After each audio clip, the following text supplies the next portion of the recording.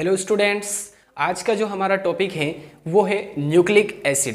ठीक है, previous video में हमने विटामिन्स के बारे में पढ़ा था। विटामिन्स के टाइप्स भी पढ़े थे। हमने दो कैटेगरी में डिवाइड किया था विटामिन्स को, fat soluble and water soluble में। ओके, तो प्रीवियस वीडियो आप जरूर देख लीजिए, एनसीईआरटी बेस्ड क्वेश्चन है। और आज का जो क्वेश्चन है, आज का जो टॉपिक है न्यूक्लिक एसिड वाला, ये भी आपकी एनसीईआरटी में जो एक्सरसाइज क्वेश्चन है उसमें ये क्वेश्चन है। ठीक है, ये टॉपिक पूछा गया है आपकी एनसीईआरटी में भी। ठीक है, तो प्लीज गाइज वीडियो एंड तक देखना है फुल कंसंट्रेशन के साथ में। अगर आपकी कंसंट्रेशन एंड तक व्हाइट बोर्ड पर बनी रही तो मैं आपको गारंटी देता हूं कि ये जो वीडियो है, ये जो टॉपिक है न्यूक्लिक एसिड वाला, ये आपको बिल्कुल ईजिली अच्छे से क्लियर हो जाएगा आज। ठीक है, चलिए तो आज हम न्यूक्लिक एसिड पढ़ेंगे, है ना। इसके साथ ही इनके टाइप्स कितने होते हैं, है ना, न्यूक्लिक एसिड कितने टाइप्स का होता है, ये भी आज हम अच्छे से डिस्कस करेंगे। और साथ ही न्यूक्लिक एसिड्स के जो फंक्शंस हैं, है ना, वो भी हम यहाँ पर पढ़ने वाले हैं। ठीक है, चलिए तो न्यूक्लिक एसिड की डेफिनेशन में क्या लिखा है? लिखा है nucleic acids are the polymers in which nucleotides are monomers. These are biomolecules present in the nucleus of all living cells. They are also called as polynucleotides. ठीक है, न्यूक्लिक एसिड्स क्या होते हैं? पॉलीमर्स होते हैं। और यहाँ पर मोनोमर्स कौन होते हैं? देखिए, पॉलीमर्स का मतलब आपको आई होप पता होगा। पॉली यानी कि बहुत सारे, है ना, और मर्स यानी कि छोटी छोटी यूनिट्स। तो जब बहुत सारी छोटी छोटी यूनिट्स मिलती हैं, कनेक्ट होती हैं, तो वहाँ पर पॉलीमर्स का फॉर्मेशन होता है। तो यहाँ पर छोटी छोटी यूनिट्स कौन होगी, है ना। पॉलीमर्स का मतलब छोटी छोटी यूनिट्स बहुत सारी होगी, जब कनेक्ट होगी तो उसे पॉलीमर कहेंगे। तो इसमें छोटी यूनिट्स कौन होंगी? न्यूक्लियोटाइड्स। ठीक है, न्यूक्लियोटाइड्स क्या होते हैं ये हम नेक्स्ट वीडियो में डिस्कस करने वाले हैं, बहुत ज़्यादा इंपॉर्टेंट रहने वाला है ना, न्यूक्लियोटाइड्स एंड न्यूक्लियोसाइड्स। ठीक है, डिफरेंस हम दोनों में देखने वाले हैं। ओके, तो अभी आप सिर्फ इतना याद रखिए कि जो न्यूक्लिक एसिड्स होते हैं वो पॉलीमर्स होते हैं, और यहाँ पर मोनोमर्स कौन होंगे? न्यूक्लियोटाइड्स। ठीक है, अगर एक न्यूक्लियोटाइड है तो उसे न्यूक्लियोटाइड हम कहेंगे। अगर बहुत सारे न्यूक्लियोटाइड्स हो तो उन्हें हम क्या कहेंगे? बहुत सारे को क्या कहते हैं? पॉली। तो पॉली न्यूक्लियोटाइड्स। सो इसीलिए इनको हम पॉली न्यूक्लियोटाइड्स भी कह सकते हैं। ठीक है, न्यूक्लिक एसिड्स को पॉली न्यूक्लियोटाइड्स भी कहते हैं। और न्यूक्लिक एसिड्स कहाँ पर पाए जाते हैं? जनरली ये एक बायोमोलिक्यूल्स होते हैं, है ना।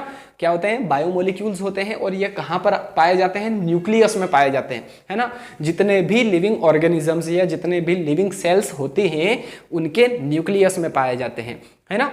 और कुछ माइटोकॉन्ड्रिया में भी पाए जाते हैं, साइटोप्लाज्म में भी पाए जाते हैं। तो ये हम आगे डिस्कस करेंगे जब हम डीएनए एंड आरएनए में डिफरेंस देखेंगे। ठीक है, तो क्लियर है, न्यूक्लिक एसिड्स पॉलीमर्स होते हैं, यहाँ पर मोनोमर्स कौन होते हैं? न्यूक्लियोटाइड्स होते हैं। और बहुत सारे जब न्यूक्लियोटाइड्स मिलते हैं, कनेक्ट होते हैं, तो उन्हें पॉलीन्यूक्लियोटाइड्स भी हम कहते हैं। और ये लिविंग सेल्स के न्यूक्लियस में जनरली हमें देखने को मिलते हैं। ओके, चलिए आगे लिखा है, they are responsible for transmitting genetic information from one generation to the next and synthesis of protein.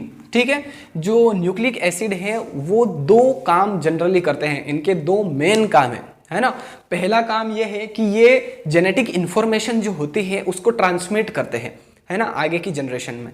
ठीक है, जो अभी की जनरेशन है, जैसे कि कोई पेरेंट्स हैं, उनके अगर सन या डॉटर जो भी हुआ, तो उनके जो जेनेटिक इन्फॉर्मेशन है, उनके अंदर जो जेनेटिक इन्फॉर्मेशन है वो आगे की जो जनरेशन है उनके अंदर ट्रांसमिट करने का काम कौन करते हैं?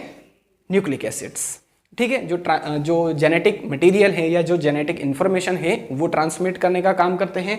और दूसरा है सिंथेसिस ऑफ प्रोटीन, है ना, प्रोटीन का सिंथेसिस करने के लिए भी ये रिस्पॉन्सिबल होते हैं। तो दो मेन काम होते हैं इनके। पहला काम है ट्रांसमिट करना जेनेटिक इन्फॉर्मेशन को या जेनेटिक मटेरियल को, and then second one is synthesis of protein. ठीक है, चलिए अब टाइप्स ऑफ न्यूक्लिक एसिड्स देख लेते हैं हम कि कितने टाइप्स के न्यूक्लिक एसिड्स मेनली होते हैं। तो यहाँ पर 2 टाइप्स के न्यूक्लिक एसिड्स होते हैं, डीएनए एंड आरएनए। अब डीएनए का फुल फॉर्म होता है, पूरा नाम होता है डीऑक्सी राइबो न्यूक्लिक एसिड, है ना, Na। और यहाँ पर भी Na है, यहाँ पर भी Na है। तो Na का कोई खास मतलब नहीं है, Na मतलब होता है न्यूक्लिक एसिड, है ना। डिफरेंस सिर्फ डी और आर में है। डी का मतलब क्या होता है, डीऑक्सीराइबोज, ठीक है, डीऑक्सीराइबोज, क्योंकि इसमें डीऑक्सीराइबोज शुगर प्रेजेंट होती है, इसीलिए डीऑक्सीराइबोज न्यूक्लिक एसिड। और आरएनए का फुल फॉर्म क्या है, राइबोज न्यूक्लिक एसिड, है ना। यहाँ पर राइबोज जो पेंटोज शुगर है वो होती है ना, दोनों में ही पेंटोज शुगर होती है। पेंटोज का मतलब क्या होता है आपको पता है, पेंटोज यानी कि 5 कार्बन वाली, है ना, एक रिंग लाइक स्ट्रक्चर होती है, ठीक है। तो राइबोज पेंटोज शुगर होती है यहाँ पर, इसलिए इसको राइबोज न्यूक्लिक एसिड कहते हैं, राइबो न्यूक्लिक एसिड, और इसे डीऑक्सीराइबोज न्यूक्लिक एसिड। क्लियर है, चलिए फुल फॉर्म तो आपको अच्छे से क्लियर हो चुका है। अब देखते हैं यहाँ पर, देखिए ये जो पॉइंट है इनको हमने डिफरेंस के तौर पर याद करना है ना, क्योंकि अगर डिफरेंस के तौर पर अगर याद करेंगे तो इजीली याद हो जाएगा, ठीक है। चलिए तो क्या लिखा है, फर्स्ट पॉइंट इसमें डीएनए में, it is found in the nucleus and mitochondria of the cell, ठीक है। ये कहाँ पाया जाता है, डीएनए कहाँ पाया जाता है, न्यूक्लियस के अंदर और माइटोकॉन्ड्रिया के अंदर, है ना। सेल के अंदर जो न्यूक्लियस होता है, जो सेंटर में होता है, उसे हम न्यूक्लियस कहते हैं। तो न्यूक्लियस के अंदर पाया जाता है और माइटोकॉन्ड्रिया में भी हो सकता है, ठीक है। आरएनए में क्या लिखा है, it is found in the cytoplasm, nucleus and in the ribosome, ठीक है। राइबोसोम, साइटोप्लाज्म और न्यूक्लियस तीनों में ये हो सकता है प्रेजेंट, ठीक है। चलिए नेक्स्ट लिखा है डीएनए कंटेन्स, डीएनए क्या कंटेन करता है, डीएनए किन किन चीजों से मिलकर बना हुआ होता है, ठीक है। तो लिखा है डीऑक्सीराइबोज शुगर, जैसे कि मैंने आपको पहले क्लियर किया था कि इसमें डीऑक्सीराइबोज पेंटोज शुगर होती है, तो डीऑक्सीराइबोज शुगर कंटेन करता है। दूसरा है नाइट्रोजनस बेसेस, है ना, नाइट्रोजनस बेसेस। देखिए जो न्यूक्लिक एसिड्स होते हैं ना, वो जनरली एक तो शुगर कंटेन करता है, दूसरा एक फास्फेट ग्रुप कंटेन करता है, और तीसरी चीज है नाइट्रोजनस बेसेस, है ना। दोनों ही टाइप के न्यूक्लिक एसिड्स ये तीन चीजें कंटेन करते हैं, मस्ट कंपलसरी है ना। पहला है शुगर, पेंटोज शुगर होनी चाहिए, दूसरा है फास्फेट ग्रुप, और तीसरा है नाइट्रोजनस बेसेस, ठीक है। वो बात अलग है कि दोनों में शुगर अलग टाइप की होती हैं, दोनों में नाइट्रोजनस बेसेस कुछ डिफरेंट होते हैं, है ना, बट जो फास्फेट ग्रुप होता है वो दोनों में सेम होता है, ठीक है। तो ये डीऑक्सीराइबोज शुगर कंटेन करता है, साथ में नाइट्रोजनस बेस कौन कौन से होते हैं, यहाँ पर प्यूरिन्स होते हैं और पिरिमिडिन्स होते हैं, यहाँ पर भी प्यूरिन्स एंड पिरिमिडिन्स होंगे, ठीक है। तो प्यूरिन्स कौन कौन से होते हैं डीएनए में, एडेनिन यानी कि ए और ग्वानिन यानी कि जी, ठीक है। एडेनिन को ए से, ग्वानिन को जी से रिप्रेजेंट करते हैं। और पिरिमिडिन्स कौन कौन से होते हैं, थाइमिन यानी कि टी एंड साइटोसिन यानी कि सी, ठीक है। और जैसे मैंने आपको बताया फास्फेट ग्रुप भी कंटेन करता है डीएनए और आरएनए दोनों, ठीक है। चलिए अब आरएनए क्या कंटेन करता है देखते हैं, राइबोज शुगर, है ना, एक पेंटोज शुगर होती है, राइबोज शुगर ये कंटेन करता है। फिर नाइट्रोजनस बेसेस कंटेन करता है, इसमें प्यूरिन्स और पिरिमिडिन्स होंगे। तो प्यूरिन्स दोनों में सेम होंगे, प्यूरिन्स दोनों में सेम होंगे, डीएनए में भी आरएनए में भी, ठीक है। तो एडेनिन यानी कि ए एंड ग्वानिन यानी कि जी, है ना, यहाँ पर भी एडेनिन एंड ग्वानिन था। अब पिरिमिडिन्स में एक डिफरेंट होगा, एक नाइट्रोजनस बेस डिफरेंट होगा, कौन सा, साइटोसिन तो सेम है, यहाँ पर भी साइटोसिन है, यहाँ पर है थाइमिन, बट यहाँ पर क्या है, यूरेसिल, ये डिफरेंट है ना, ये नाइट्रोजनस बेस डिफरेंट है, यहाँ पर यूरेसिल होता है, यहाँ पर थाइमिन होता है, ये बात आप ध्यान रखिएगा। डीएनए एंड आरएनए में जो नाइट्रोजनस बेस होता है वो डिफरेंट, कौन सा नाइट्रोजनस बेस होता है, आरएनए में यूरेसिल होता है और डीएनए में थाइमिन होता है, क्लियर है। और एक फास्फेट ग्रुप तो कंटेन करेगा ही करेगा, है ना, जैसे कि यहाँ पर डीएनए में करा था एक फास्फेट ग्रुप कंटेन, उसी तरह से आरएनए भी एक फास्फेट ग्रुप कंटेन करता है, ओके। चलिए अब नेक्स्ट लिखा है, it helps in transfer of genetic information from parents two of spring, है ना, ऑफ स्प्रिंग लिखा है। ऑफ स्प्रिंग का मतलब होता है कि जो पेरेंट्स होते हैं वो अपने सन में या डॉटर में अपने जेनेटिक मटेरियल को ट्रांसफर करते हैं। तो ये किसके थ्रू होता है, ये होता है न्यूक्लिक एसिड के थ्रू।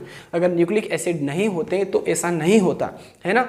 आपने भी सुना होगा कि अगर कोई न्यू बोर्न बेबी होता है तो बोलते हैं कि इसकी आँख पापा पे गई है, इसकी नाक मम्मी पे गई है, इसके होठ कान जो है नाना जी नानी जी पे गए हैं। तो इस तरह से आपने सुना होगा, मैक्सिमम लगभग सभी ने सुना है ना।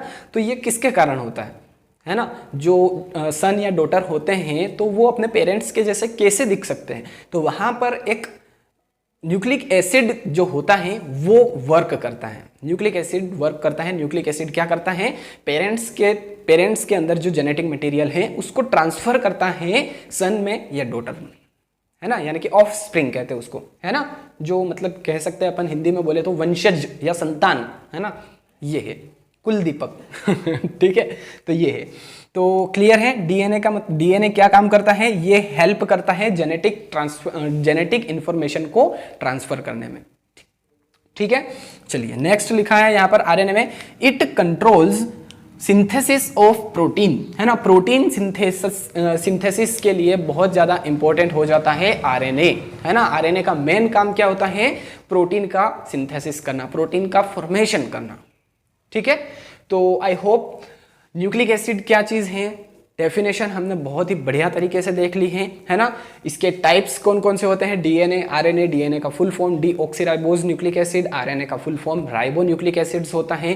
डीएनए कहाँ पाया जाता है, माइटोकॉन्ड्रिया में, साथ ही सेल के न्यूक्लियस में। आरएनए कहाँ होता है, साइटोप्लाज्म में, राइबोसोम में और न्यूक्लियस में, ठीक है। और डीएनए क्या कंटेन करता है, डीऑक्सीराइबोज शुगर, एक फास्फेट ग्रुप और नाइट्रोजनस बेसेस, जिसमें प्यूरिन्स में होते हैं एडेनिन एंड ग्वानिन और पिरिमिडिन्स में होते हैं थाइमिन एंड साइटोसिन, ठीक है। और एक फास्फेट ग्रुप कंटेन करता है। आरएनए में राइबोज शुगर होती है, एक फास्फेट ग्रुप भी प्रेजेंट होता है, प्यूरिन्स में एडेनिन और ग्वानिन होते हैं और पिरिमिडिन्स में साइटोसिन और यूरेसिल होता है, एक डिफरेंट होता है इसमें, ठीक है। फिर डीएनए क्या करता है, जेनेटिक मटेरियल को या जेनेटिक इंफॉर्मेशन को एक पीढ़ी से, एक जनरेशन से दूसरी जनरेशन में ट्रांसफर करने का काम करता है, ठीक है। और आरएनए क्या करता है, प्रोटीन सिंथेसिस में हेल्प करता है, ठीक है। चलिए तो स्क्रीनशॉट ले लीजिए। हाँ, इसके फंक्शन भी मैंने आपको बोला था कि इसके फंक्शन भी हम करेंगे, तो फंक्शन आप यहां से लिख सकते हैं, ये फंक्शन ही है ना। दो फंक्शन पूछे हैं आपकी एनसीईआरटी में, है ना। आपकी एनसीईआरटी में एक क्वेश्चन है कि न्यूक्लिक एसिड क्या है, न्यूक्लिक एसिड किसे कहते हैं हम, और इनके कोई दो या तीन ऐसे, दो शायद दो ही है ना, दो फंक्शंस आपको लिखने हैं। तो ये इतना सा आपको लिखना है ना, बट ये आपकी इंफॉर्मेशन के लिए है, ठीक है। अगर आपको डीएनए और आरएनए की स्ट्रक्चर देखनी है तो आप बुक में देख सकते हैं, आपकी एनसीईआरटी में भी है ना। वॉटसन एंड क्रिक का जो डीएनए मॉडल है वो दिया हुआ है। बट अगर आप डायग्राम ना देखें तो भी कोई टेंशन नहीं है, क्योंकि एग्जाम में इतना पूछा नहीं जाता है, डायग्राम पूछा नहीं जाता है। मेन क्या होता है, डीएनए आरएनए में डिफरेंस पूछा जाता है ना। इसके अलावा न्यूक्लिक एसिड क्या है, व्हाट इज न्यूक्लिक एसिड, है ना, किसे कहते हैं, न्यूक्लिक एसिड की डेफिनेशन पूछी जाती है, इनके फंक्शंस पूछे जाते हैं। तो ये मेन है जो मैंने आपको यहाँ पर क्लियर कर दिए हैं। अगर आपको डायग्राम देखना है तो देख सकते हैं, कोई प्रॉब्लम नहीं है उसमें, है ना। मैंने आपको बता दिया है कि क्या क्या कंटेन करता है। डीएनए जो होता है वो डबल स्ट्रैंडेड होता है, डबल स्ट्रैंड हेलिक्स स्ट्रक्चर होती है इसकी, ठीक है, डबल स्ट्रैंड हेलिक्स स्ट्रक्चर होती है। और आरएनए की भी स्ट्रक्चर कुछ इसी तरह से होती है, बट यहां पर सिंगल स्ट्रैंड होता है, ये सिंगल स्ट्रैंड हेलिक्स, ठीक है, सिंगल स्ट्रैंड हेलिक्स स्ट्रक्चर होती है, और इसकी डबल स्ट्रैंड हेलिक्स स्ट्रक्चर होती है।